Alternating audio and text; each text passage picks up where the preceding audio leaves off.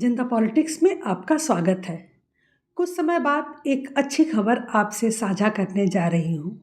वैसे ये काम पिछले 5-6 सालों से निरंतर किया जा रहा है।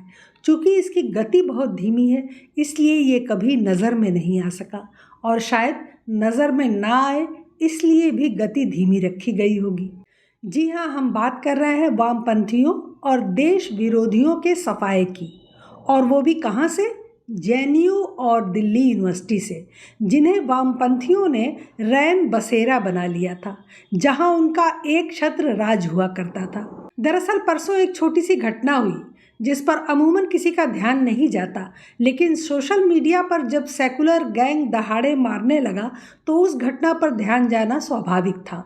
हुआ यूं कि दिल्ली यूनिवर्सिटी के जाकिर हुसैन कॉलेज में एडहॉक पर नौकरी कर रहे 8 शिक्षकों की सेवा समाप्त कर दी गई। उन्हें परमानेंट करने के लिए पोस्ट निकाली गई और इंटरव्यू के आधार पर सक्षम लोगों का चयन किया गया। अब इसमें एक जातिवादी सेकुलर गैंग का कीड़ा था लक्ष्मण यादव, जो पिछले 14 वर्षों से एडहॉक पर हिंदी में पढ़ा रहा था। इसकी नौकरी भी खत्म की गई और इंटरव्यू में इसका सिलेक्शन नहीं हुआ। ये यूट्यूबर भी है और अखिलेश यादव का चेला भी, लेकिन इसके वीडियोस की हेडलाइन देखिए, आप पाएंगे कि जितने देश बांटने वाले खेमे हैं ये उन सबके साथ खड़ा है। ये रोहित वेमुला की शहादत, रामचरितमानस की आलोचना, बाबाओं व साधुओं का पाखंड, ब्राह्मणवाद विरोध, अंबेडकरवाद मतलब जातिवाद, संविधान की दुहाई और नरेंद्र मोदी का निरंतर विरोध करते हुए अनाप शनाप लिखना, लोगों को उकसाना, भड़काना और कुछ जाति विशेष को तेल लगाना, यही है इसका असली चेहरा। अब बताइए कि ये कहाँ से दिल्ली यूनिवर्सिटी में पढ़ाने योग्य लगता है? ये सरकार की कमजोरी है कि इसे 14 साल नौकरी करने का मौका दिया और ऐसे राष्ट्र विरोधी की जेब भरते रहे। अब आरफा खानम, अजीत अंजुम से लेकर कांग्रेसी नेता तक इसके साथ खड़े होकर बवाल मचा रहे हैं कि कैसे निकाल दिया गया, कैसे निकाल दिया गया। मोदी सरकार का सत्ता का अहंकार इतना बढ़ चढ़ के बोल रहा है कि जो लोग इस पूरी विचारधारा से लड़ रहे हैं, इस जहर से लड़ रहे हैं, उनको कहीं का नहीं छोड़ा जा रहा है। यहाँ अभी फिलहाल जो वाकया पेश आया है वो प्रोफेसर लक्ष्मण यादव का है। दिल्ली यूनिवर्सिटी के जाकिर हुसैन कॉलेज में पिछले 13 साल से हिंदी पढ़ा रहे थे एडहॉक बेसिस पे, और उनको ये फरमान भेज दिया गया और कहा गया कि अब आपकी सेवाएं समाप्त कर दी गई हैं। किस तरह से इस पूरी विचारधारा, जो इतनी जहरीली विचारधारा है पूरे भारत का, जो अब भाई एडहॉक वालों को तो कभी भी निकाला जा सकता है, इतना तो प्रोफेसर साहब को मालूम ही होना चाहिए। और अगर इसे एडहॉक का मतलब नहीं पता तो सरकार को कोसना चाहिए कि इसे टीचर बनाया कैसे। और फिर इन्हें तो अब सीधे अपने घर बिहार चले जाना चाहिए, जहां नौकरियों की लाइन लगी हुई है। वहां जाकर यह जितना चाहे जातिवाद कर सकते हैं, पूरी छूट मिलेगी इन्हें। वहां पर तो इन्हें संवैधानिक दर्जा हासिल होगा कि ये जाति देखकर लोगों के साथ भेदभाव करके गुरु का फर्ज निभाएं। और एक शिक्षक होने के नाते इनको ना ही यूनिवर्सिटी आने की ज़रूरत होगी, ना ही वहाँ के संस्थान को समय देने की ज़रूरत होगी। नियम के अनुसार हर जगह अपने जातिवादी एजेंडे को अच्छे से प्रसारित कर पाएंगे और हर माह की अंतिम तारीख को 2 लाख रुपए खाते में आ जाएंगे, वो भी संविधान और नियम के तहत। वहाँ किसी के आगे झुकना नहीं होगा, जैसा कि यहाँ रो रहे हैं कि सरकार हमको झुकाना चाह रही है। ऐसे शिक्षक को बिहार सरकार में अगर कुलपति भी बना दिया जाए तो आश्चर्य नहीं होगा। यहाँ दिल्ली में ये मोदी विरोध में छाती कूट रहा है और चिल्ला रहा है कि मोदी दिल्ली यूनिवर्सिटी को आरएसएस और कट्टरवादियों का गढ़ बना रहे हैं, इसलिए वहाँ से सभी विरोधियों को निकाला जा रहा है। तो भाई एग्ज़ाम पास करो और बन जाओ परमानेंट टीचर। लेकिन जिसका दिमाग खुराफात में रहेगा वो पढ़ाई भी क्या करेगा और कौन सा एग्ज़ाम पास करेगा? इससे अच्छा सपा का नेता बन जाओ, इतने सालों से तलवे चाट रहे हो, कोई पद तो मिल ही जाएगा। लेकिन शिक्षा जिहाद अब देश में खत्म होगा, यह तय हो चुका है। अब एक नज़र देखते हैं कि कैसे मोदी सरकार वामपंथियों के गढ़ में सेंध लगा रही है और कैसे ये तिलमिलाने और चीखने चिल्लाने के सिवा कुछ नहीं कर पा रहे हैं। अपने 53 वर्षों में जेएनयू ने केवल वामपंथियों का प्रभुत्व देखा है, लेकिन एबीवीपी, अब भारत के प्रमुख विश्वविद्यालयों में अपनी उपस्थिति दर्ज करा रही है, जिससे वामपंथी लॉबी को बहुत दिक्कत हो रही है। लंबे समय तक अखिल भारतीय विद्यार्थी परिषद की जेएनयू परिसर में नगण्य उपस्थिति थी। इसको इस बात से समझिए कि 53 वर्षों में केवल एक बार अखिल भारतीय विद्यार्थी परिषद का अध्यक्ष बन सका। दरअसल जेएनयू में एबीवीपी के उत्थान को प्रेरित किया था 1990 में लाल कृष्ण आडवाणी की रथ यात्रा ने। उसी दौरान भाजपा का प्रमुखता से उदय हुआ और साथ ही एबीवीपी ने चुनाव में हिस्सा लेना और अपना विस्तार करना प्रारंभ किया। यानी राम जन्मभूमि आंदोलन हिंदुओं को जगाने और जोड़ने में कामयाब रहा। 1996 तक एबीवीपी ने केंद्रीय पैनल की 3 सीटें जीत ली। उपाध्यक्ष, संयुक्त सचिव और महासचिव। केवल अध्यक्ष पद पर वह 4 वोटों से चूक गई थी।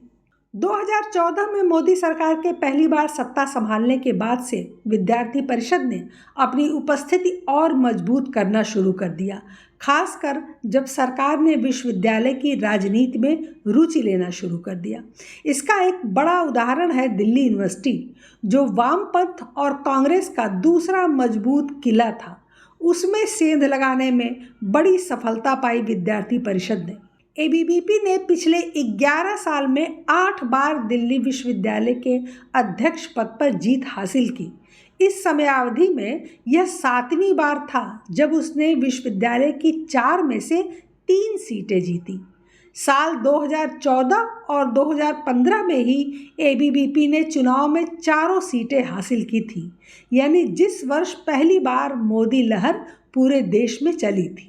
वर्ष 2020 में मोदी सरकार ने जेएनयू के कैंपस में एक सड़क का नाम वीर सावरकर मार्ग रख दिया। उसके बाद वहां जिन्ना का जिन्न जाग उठा। अभिव्यक्ति की आज़ादी की बात करने वाले सड़क का नाम सावरकर मार्ग देखकर भड़क उठे। सोचिए कि जलन की कितनी तीव्रता रही होगी कि किसी ने रात के अंधेरे में चुपचाप सावरकर के नाम वाले साइन बोर्ड पर कालिख पोत दी। साथ ही साइन बोर्ड पर पहले तो देश के बंटवारे में अहम रोल निभाने वाले जिन्ना का पोस्टर लगाया गया, लेकिन दूसरे दिन उस पर पेंट से अंबेडकर का नाम लिख दिया गया सावरकर के नाम की जगह। अब आप मानसिकता और तैयारी देखें। जिन्ना का पोस्टर कुछ ही घंटे में उपलब्ध हो गया और अंबेडकर के नाम का वहाँ क्या औचित्य था, आप समझ सकते हैं। लंबी लिस्ट है जेएनयू में इस तरह के देश विरोधी गतिविधियों की। सावरकर के साइन बोर्ड पर कालिख पोती, नकाबपोशों द्वारा हिंसा, हॉस्टल फीस बढ़ाने पर विवाद, स्वामी विवेकानंद की प्रतिमा से तोड़फोड़, सावरकर की मूर्ति पर कालिख पोती गई, जम्मू कश्मीर से 370 हटाने का विरोध किया गया, आतंकी अफजल के समर्थन में देश विरोधी नारे लगाए गए, कश्मीर को भारत से अलग देश दिखाया गया, महिषासुर दिवस मनाया गया, माँ दुर्गा के खिलाफ अपशब्द कहे गए, दंतेवाड़ा में जवानों की शहादत पर उत्सव मनाया गया। कहाँ तक गिनाए कोई। 2018 के बाद सरकार ने इस तरफ विशेष ध्यान देना शुरू किया और वहां संघीय वाइस चांसलर को नियुक्त करने की प्रक्रिया भी शुरू हो गई। जेएनयू की पहली महिला वाइस चांसलर शांति श्री धूलिपुड़ी पंडित ने पुणे में हुए एक समारोह में देश में वामपंथ के इकोसिस्टम पर प्रभाव को बताने के लिए तीस्ता सीतलवाड़ की जमानत का जिक्र किया। उन्होंने कहा कि तीस्ता सीतलवाड़ को जमानत देने के लिए शनिवार को रात में सुप्रीम कोर्ट खोला गया। हमारे लिए ऐसा नहीं होगा, यह ध्यान में रखिएगा। जेएनयू में आरएसएस का पथ संचलन कार्यक्रम आयोजित हुआ। जी हाँ, आरएसएस का पथ संचलन कार्यक्रम आयोजित हुआ, जिसको लेकर वामपंथी छात्र संगठनों ने घोर आपत्ति जताई। इन संगठनों ने यूनिवर्सिटी के एडमिन ब्लॉक में आयोजित कार्यक्रम को लेकर वीसी पर सवाल उठाते हुए पक्षपात का आरोप लगाया। यह कार्यक्रम चंद्रभाग हॉस्टल के पास हुआ। इसको लेकर खूब बवाल मचा। इस कार्यक्रम का विरोध करते हुए वामपंथी संगठन आइसा और एसएफआई के पदाधिकारियों ने जेएनयू वीसी को कटघरे में खड़ा करने की कोशिश की। उन्होंने कहा कि जिस प्रकार से यह कार्यक्रम आयोजित हुआ है, वीसी का पक्षपात साफ साफ नजर आता है। आयशा की तरफ से बयान दिया गया कि जेएनयू कोई आरएसएस फंडेड विद्यालय नहीं है। ऐसे में विश्वविद्यालय के एडमिन ब्लॉक में इस तरह का कार्यक्रम क्यों आयोजित होने दिया गया? जबकि पिछले दिनों यहीं पर कुछ इस तरह के कार्यक्रम हुए तो संबंधित छात्रों के खिलाफ अनुशासनात्मक कार्रवाई की गई थी। आयशा के मुताबिक यूनिवर्सिटी कैंपस में बीते कई साल से छात्रों को एक जगह पर एकत्रित होने पर भी पाबंदी है, बावजूद उसके यह कार्यक्रम होने दिया गया। इसमें उन्होंने वीसी पर आरोप लगाते हुए कहा कि पहले भी वह आरएसएस के साथ अपने जुड़ाव को बड़े ही गर्व के साथ बता चुकी हैं। वहीं अपनी व्यक्तिगत आस्था को जेएनयू से जोड़ते हुए इस तरह के कार्यक्रम भी आयोजित करने की अनुमति दे रही हैं। आरोप लगाया कि संघ परिवार की कम्युनल राजनीति धीरे धीरे शैक्षिक संस्थानों में बढ़ती जा रही है। एक तरफ तो जेएनयू प्रशासन छात्रों पर भारी फाइन लगाता है, दूसरी तरफ एडमिन ब्लॉक में संघ के कार्यक्रम पर चुप्पी साधे बैठा हुआ है। अब ये सब सपने में भी वामपंथी गिरोह ने नहीं सोचा था कि कोई ऐसा दिन भी आएगा जब यूनिवर्सिटी कैंपस में आरएसएस का पथ संचलन होगा, तो बिलबिलाना स्वाभाविक ही था। इसके अलावा 2021 में जेएनयू में संघ के प्राथमिक प्रशिक्षण वर्ग आईटीसी में पहली बार 16 छात्रों ने भाग लिया। इसमें एक मुस्लिम छात्र भी शामिल था। इसे संघ की बड़ी उपलब्धि माना जा रहा था, क्योंकि पहले 1-2 छात्र से ज़्यादा नहीं आते थे शारीरिक और बौद्धिक प्रशिक्षण में, लेकिन अब इनकी संख्या लगातार बढ़ रही है। इधर दिल्ली यूनिवर्सिटी के प्रतिष्ठित हंसराज कॉलेज में स्वामी दयानंद सरस्वती गौ संवर्धन एवं अनुसंधान केंद्र स्थापित किया गया। यहाँ पर न केवल गायों पर अनुसंधान किया जाएगा, बल्कि छात्रों को शुद्ध दूध और दही उपलब्ध कराया जाएगा। इसके अलावा कैंपस में हर माह होने वाले हवन के लिए शुद्ध घी भी मिल जाएगा। अब वामपंथी छात्र कॉलेज परिसर में स्थापित गौ रक्षा एवं शोध केंद्र का विरोध कर रहे हैं। सीपीआईएम के स्टूडेंट फेडरेशन की हंसराज कॉलेज इकाई ने आरोप लगाते हुए कहा कि हम सभी छात्र कैंपस में एक गौशाला के निर्माण की निंदा और विरोध करते हैं। यह उसी स्थान पर बनाया गया है जो कि एक महिला हॉस्टल के लिए आरक्षित था, जिसका निर्माण कई वर्षों से रुका हुआ है। हमें यह घृणित लगता है कि हमारा कॉलेज प्रशासन संघर्षरत छात्राओं के बजाय गायों की संरक्षण और पदोन्नति को प्राथमिकता देता है। छात्रों के हितों को इस तरह के बेतुके फैसले के लिए दरकिनार किया जा रहा है।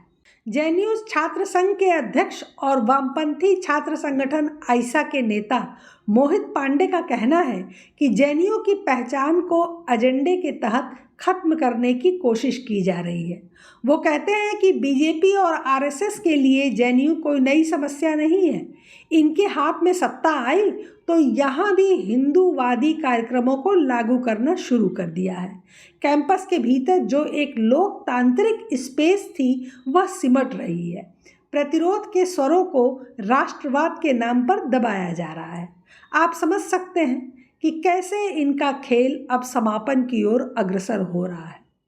मानव संसाधन विकास मंत्रालय की पहल पर देश के वीर जवानों के बारे में जानने के लिए जेएनयू में वॉल ऑफ वॉरियर्स बनाई गई। इस दीवार में परमवीर चक्र प्राप्त सैनिकों की तस्वीरें लगी हैं। अब जिस जेएनयू के छात्र भारतीय सैनिकों के मरने पर जश्न मनाते थे, उनके लिए यह किसी शौक से कम नहीं है। अभी इसी अक्टूबर में जेएनयू में सुबह सुबह कैंपस में कुछ जगहों पर आपत्तिजनक नारे लिखे मिले। जैसे ही इन स्लोगन्स पर स्टूडेंट की नज़र पड़ी, वे हैरान रह गए। ऐसा इसलिए क्योंकि नारों में इस तरह की बातें लिखी गई थी जिन्हें हम आपको यहाँ बता भी नहीं सकते हैं। ये सभी विवादित नारे प्रधानमंत्री नरेंद्र मोदी और फ्री कश्मीर से जुड़े हुए थे। आप समझ सकते हैं कि मोदी जी के बारे में कैसी आपत्तिजनक बातें दीवारों पर लिखी गई होंगी। जेएनयू का 24x7 ढाबा जो पूरी रात खुला रहता था, वह अब 11 बजे ही बंद हो जाता है। ब्रह्मपुत्र के पास प्रमोद ढाबा भी बंद करा दिया गया। कैंपस में आने जाने वालों को बाकायदा रजिस्टर में एंट्री करनी होती है। उनका समय लिखा जाता है, कारण पूछे जाते हैं। कैंपस में योग का आयोजन हुआ और आयुष की पढ़ाई शुरू कर दी गई। इन सब बातों पर जहां राष्ट्रवादी प्रसन्न हो रहे हैं, वहीं वामपंथियों के हौसले टूटते जा रहे हैं। दिल्ली यूनिवर्सिटी में तो काफ़ी हद तक इनका सफाया हो चुका है। अब जेएनयू में ही काम बाकी है, वह भी 2-3 सालों में पूरा कर लिया जाएगा, जिसके बाद शिक्षा को विषाक्त करने वाली इस विचारधारा से छात्रों को मुक्ति मिल सकेगी। बात मैंने टीचर से शुरू की थी और समापन भी उसी से करना चाहूँगी कि सबसे पहले शिक्षकों पर ध्यान देना होगा। जितने भी वामपंथी मानसिकता के शिक्षक हैं, उन सब को निकाल बाहर करना होगा, क्योंकि सबसे ज़्यादा जहर छात्रों के बीच में वही बो रहे हैं। फिलहाल आज के लिए बस इतना ही। हमारे चैनल को सब्सक्राइब करें, लाइक करें और शेयर करें। अपने विचार हमें कमेंट बॉक्स में ज़रूर बताएं। धन्यवाद। नमस्कार।